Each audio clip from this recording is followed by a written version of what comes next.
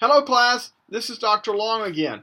I'm filming this short video to give you some further insight on your term paper assignment, as it is an important assignment in this class.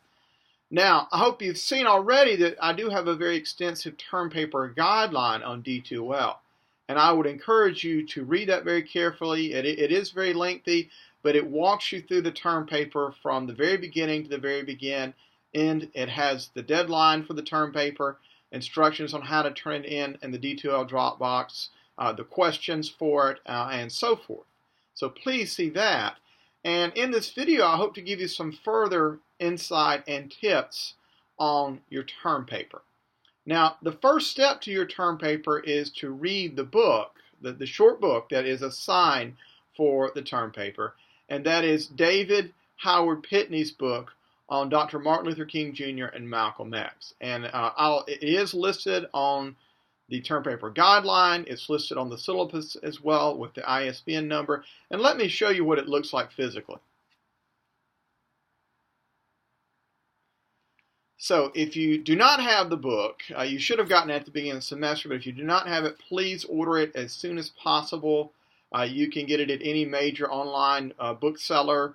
You can also get an electronic version if you want to read it on a Kindle or any other sort of device. That's perfectly fine as well. But your first step is to get the book and to read the book. And I will say that I want you to focus your attention for this term paper assignment on that book. In fact, I have banned the use of any other outside sources. Do not do any other outside research. Simply read the book. And the purpose of that is twofold. One is to make it simple for you, to concentrate your efforts on one book. The second is to prevent plagiarism, and I do have details about what plagiarism is about spelled out on the syllabus. Now, as you read the book, you'll first see an introduction, and you are to read the introduction. That will give you an overview of this topic, and I think you'll find it really interesting. This book is about the civil rights movement of the 1950s and 60s. And it focuses on two of the important leaders of that movement, Dr. Martin Luther King Jr. and Malcolm X. And they're both fascinating, important figures. I think you'll find them interesting, particularly the questions you have to answer about whether they were rivals or partners, something that many historians have grappled with. And so I want you to do the same. So you read the introduction, and that will give you a good overview. And from there, you'll see a whole host of short primary source documents. And these are documents from Dr. King or Malcolm X, typically their writings or speeches. And many of them are famous excerpts of some of their writings. For example, Dr. Martin Luther King Jr.'s letter from a Birmingham jail. Now, you'll read these sources, and for your term paper, you're required to cite a minimum of 4 of the short primary source documents. And there's plenty for you to choose from. Honestly, you don't have to read quite all of them, although it is quite helpful if you read a number of them so that you have a good selection available when you write your term paper. And it gives you better insight onto the civil rights movement and both of these men. Now, as you read, please take good notes. That might include making notes in the margin. That may mean making notes on a separate notebook. But in any case, you'll be able to use those when you go back to write the term paper. So once you've read the book, you'll then be ready to write the term paper. And you'll notice on the term paper guideline that you have 2 big essay or term paper options, right?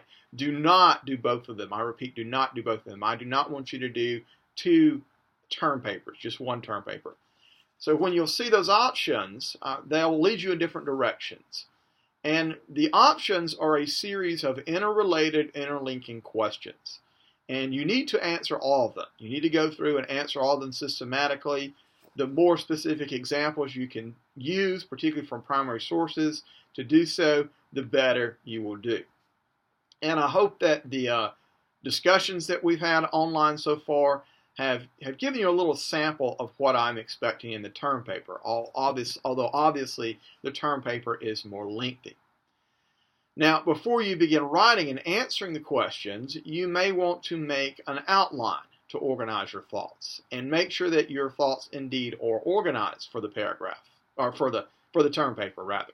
Your term paper should be in complete sentences, in complete paragraphs. You should indent at the beginning of each paragraph.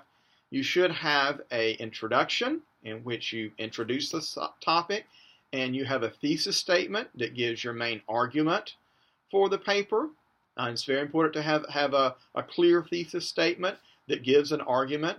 Don't simply restate the questions or make a very vague statement. You need a very specific argument. For example, you could argue that, well, depending on the option you choose, but you could argue that Dr. King and Malcolm X were rivals, or you could argue that they were partners. There are a variety of arguments that you could make, but you need an argument. You need a thesis statement, right?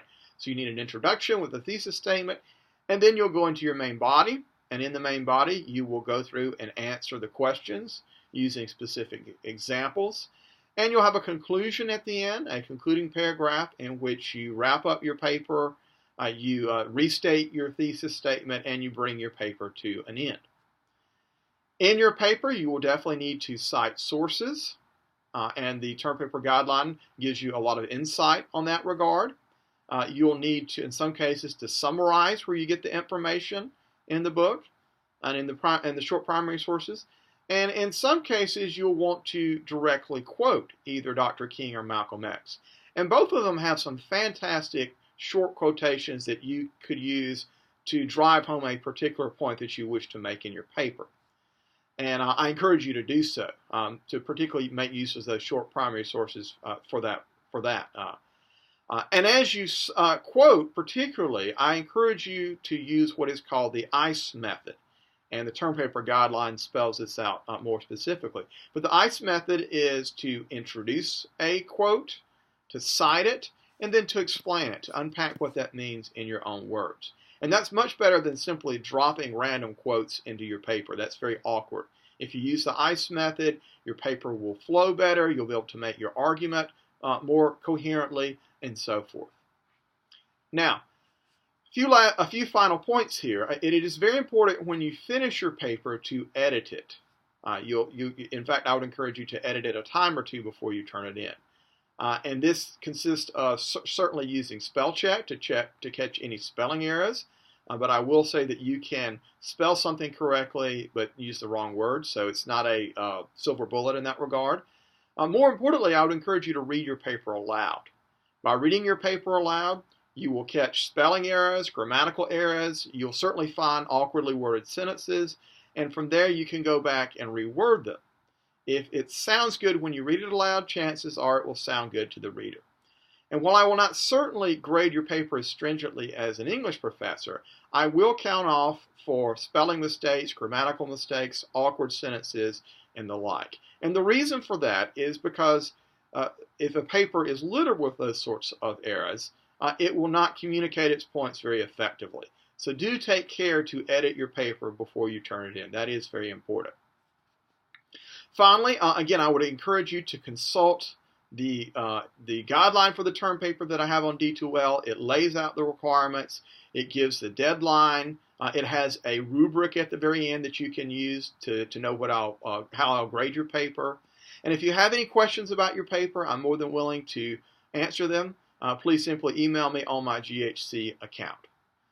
Okay, well, I hope this video has been helpful. I wish you the best luck on your term paper. And don't wait to the last minute to start it. It's certainly not something you can do overnight. The more time you take to do it, the better you'll do and the less stressful it will be. Well, good luck, and contact me if you have questions. Thanks. Bye.